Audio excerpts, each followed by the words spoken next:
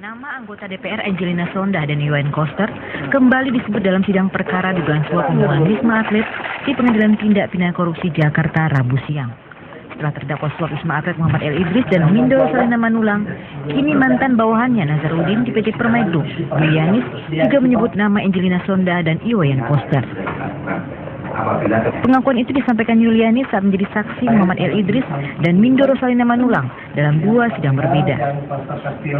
Yulianis mengatakan Mindo Rosalina memiliki jaringan khusus di DPR, khususnya dengan Angelina Sondah dan Iwayan Koster.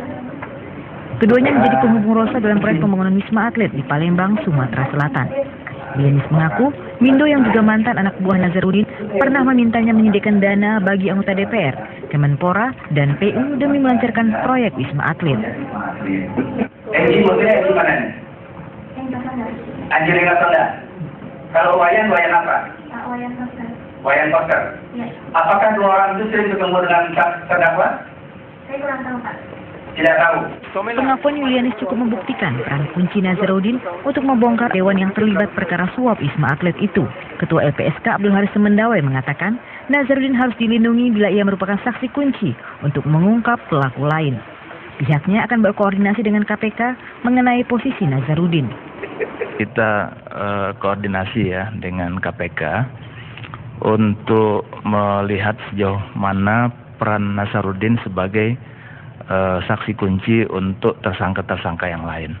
Karena pintu masuk keterlibatan LPSK itu harus dalam posisi dia sebagai saksi, bukan sebagai tersangka. Nah, karena itulah kita ingin berkoordinasi dengan KPK untuk memastikan apakah selain sebagai tersangka, dia juga sebagai saksi kunci untuk tersangka atau terdakwa-terdakwa yang lain. Pengamat hukum Johnson Panjaitan tegas mengatakan, kasus Nazarudin harus terus dikawal, sehingga perkara ini tidak menjadi perkara tertutup. Johnson mencontohkan pengakuan Galis Tambunan selama persidangan, namun diabaikan pengadilan karena tidak ada dalam BAP.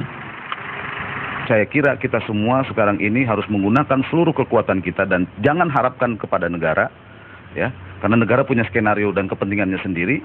Untuk kita sungguh-sungguh mengawal dan melindungi Nazarudin beserta barang buktinya. Barang bukti itu artinya bukan cuma barang-barang yang ada pada Nazarudin, termasuk juga saksi-saksi yang sekarang ini dibiarkan begitu saja tidak mendapatkan perhatian, ya. Saya kira hanya media sekarang yang memberikan perhatian kepada para saksi-saksi itu. Nah, itu yang saya kira penting untuk kita dorong gitu, ya.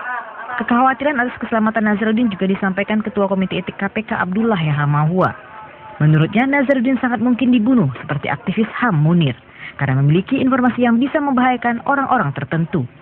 Tim Liputan Metro TV. Iya Pak, silakan menanggapi. Iya Mbak Desi.